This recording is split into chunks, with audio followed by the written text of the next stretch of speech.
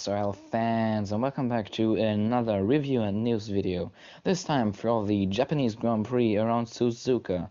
The race was happening last Saturday, and let's have a look back at some news that happened all around the SRL world and a little review to the Japanese Grand Prix. So let's jump right in it with some big news about the championship leader Bart Godelda.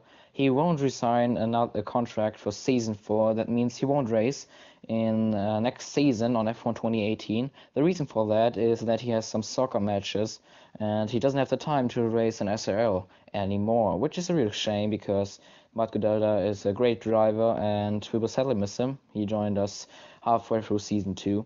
So yeah, our championship leader Bart Godelda won't rejoin in season 4. So these are the qualifying results for the Japanese Grand Prix. Yannick Verstappen, who finished second at Singapore, scored pole position in front of Cameron Weston Edwards. The qualifying session was in the wet, and it was between intermediate tires and wet tires. You can see the intermediate tires worked out better. That means that, for example, Sandro Doulis, who started on the wets, he is down the order. So the start went off. Yannick Verstappen on the pole position. In the back, it's Francis McGinn. He didn't participate in the qualifying session because he didn't feel confident in the conditions. The start went off, and both Ferraris binned it off the line.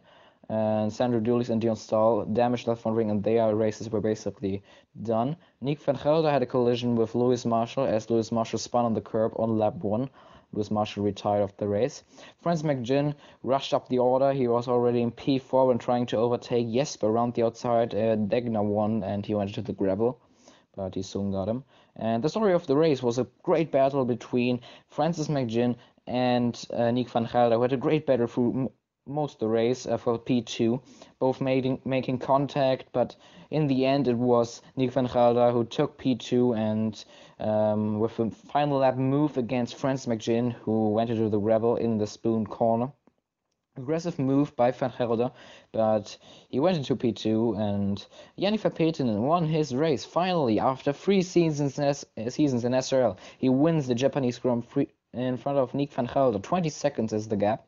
Francis McGinn third, then it's Jesper Lampion, Cameron Weston Edwards finished 5th, then it's Dion Stahl with a great finish for him in 6th, then it's Randy van der Stapp, Louis Quinlan, who had contact with Sandro on the opening lap.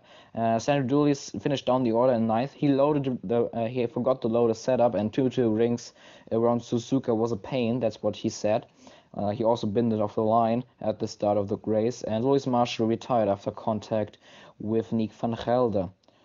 So let's go on to the championship standings. Bart Godelda and Killian Brady still level on points because Bart Godelda didn't participate in the race. Francis McGinn closing the gap. He is now on 160 points. Then it's Cameron Weston Edwards in 4th. Then it's Sandro Doulis. Yannick Verstappen making another huge step in the standings. Then it's Alex Benechetti, who once again wasn't able to participate. Then it's Randy van der Stapp, Nick van Gelder, Jesper Lampion, Dion Stahl in the 11th.